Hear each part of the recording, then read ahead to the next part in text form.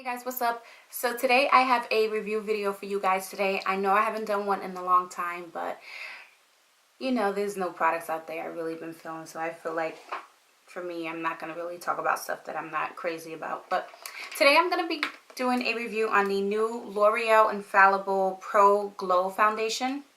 Now, this foundation is formulated for people with normal to dry skin.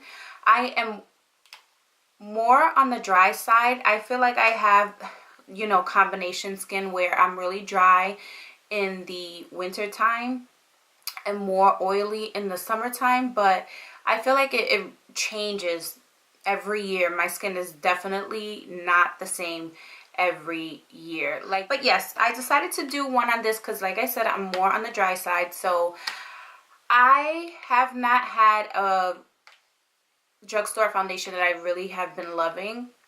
The last one that I love, and I still love, but it's not as long wearing, which is the L'Oreal, I don't know if I still, yeah, I do have it, L'Oreal True Match Lumi.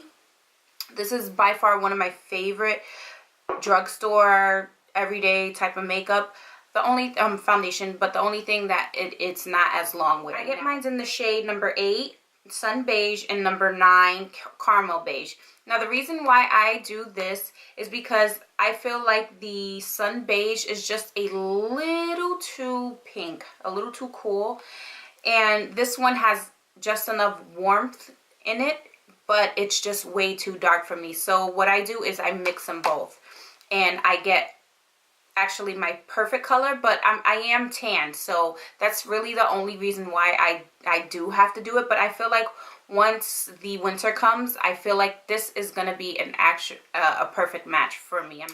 I did this review and I probably wore it for about 2 weeks straight, not every single day, but like skipping like 2 to 3 days, maybe 4 days out of the week for 2 weeks, and I am really loving it. Like, if you're looking for a good drugstore foundation that is gonna last you long and make your skin look flawless, but you don't want something too matte, this is probably the way to go. Now, as for price point, it's really good for a drugstore foundation. These value at $12.99.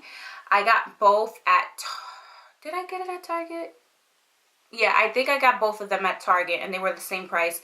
I saw them at CVS, same exact price. I did see them at Walmart, same exact price. So I think that price point wise, it's a really good deal. So pros, I would say price point's really good. As for color matching, that part is really good as well.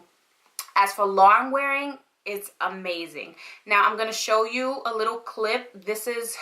One is going to be at my 6th hour mark and the other is going to be at my 10th hour mark.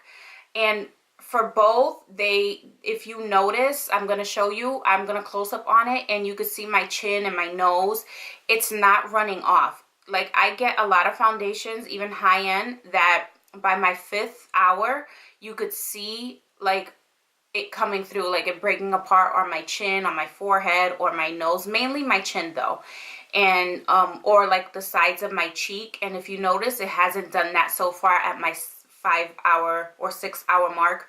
Now when we get to the 10th hour, it actually does the same exact thing. There's no running, it hasn't crumbled, and mind you, it was a really hot day that day, just that one day. It didn't settle into any creases that I have under the eye. Usually I have that problem with my nose where it settles into my pores in my nose. I hate that because I do have like really prominent pores on my nose and it drives me nuts. And I usually take, that's how I test foundations. Sometimes I just close up on it and I take a picture, and if I could see too much of my pores, like regardless you're gonna see it, but I felt like with this, it did not settle into my pores. It just kind of looked very nice and smooth. So that was another thing I was really happy about.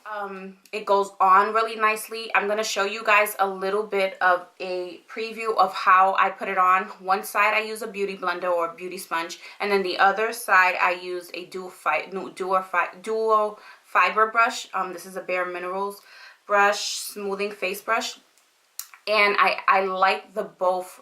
And I also used it with the MAC 170 brush.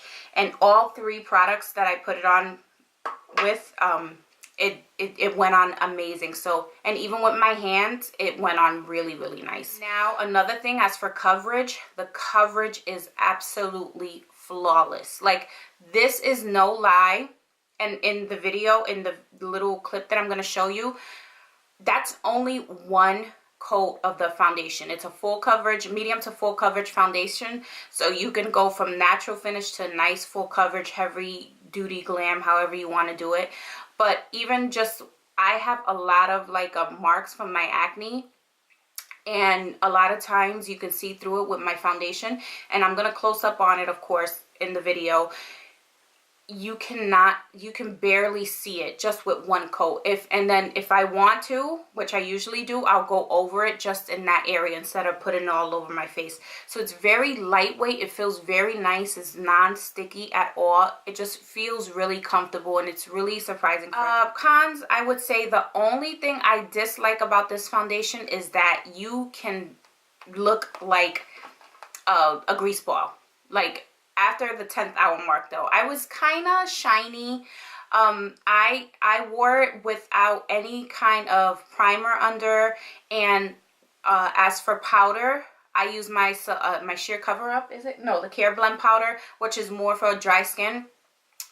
And I just dusted it on. I didn't do what I normally do, where I use the big brush like this and kind of press it into the skin the way that I normally do it. I did it like that purposely on the first day to see how it will last. So that's just with very, very minimal powder on top, no primer. I did use my regular Josie Maran Argan Oil, so that's probably one mistake. If you're more on the dry side, I would stick to maybe an actual moisturizer than an oil, because you're gonna get really oily. But I mean, that's your preference, however you want to do it. If you like that real shiny, oily look, I know us dry girls kind of crave that, but it was just a little too much for me. The second time I wore it, I did pack on the powder and did primer everything, and it stood amazing. It does give you a nice, dewy, beautiful finish. I did wear it by itself, but I didn't wear it very long. I just kind of put it on with my hands, like, you know, like that, and I kind of rubbed it on, and that was actually really nice too. But again, I got extremely oily by the 5th or 6th hour. So that's without any kind of powder, just a little bit of moisturizer. Now, also, this foundation does have an SPF of 15, so now it does make me nervous too when it comes to flash photography, because I did have flashback. It wasn't crazy though. Like, I felt like it could be worse with other foundations. But so you have to really be careful. So when you're putting on a powder on top, make sure that the powder it has no kind of HD. It's not a HD powder or anything like that, because it's going to be even worse. So I tried it without. I tried taking the picture with the powder on top, my regular, the Care Brand powder, and I did get a little bit of a flashback, so I looked kind of white. I had that white overcast, and then I also did it when I didn't have anything on, and it wasn't as bad as you know, as well. So I'll insert a little picture. I even took a picture now to show you guys how it looks. So yeah, so that's the end of my review on the L'Oreal Pro Glow foundation. It's amazing. It's like an A+ in my book. It's probably gonna stay here for a while, so you're gonna see it in a lot of videos of mine, because I'm really feeling this foundation. I love it. So yeah, that's the end. I hope you guys enjoyed. You guys know what to do if you got any suggestions or anything, and don't forget to follow me on social media. Like this video if you liked it, and I will see you guys in the next video.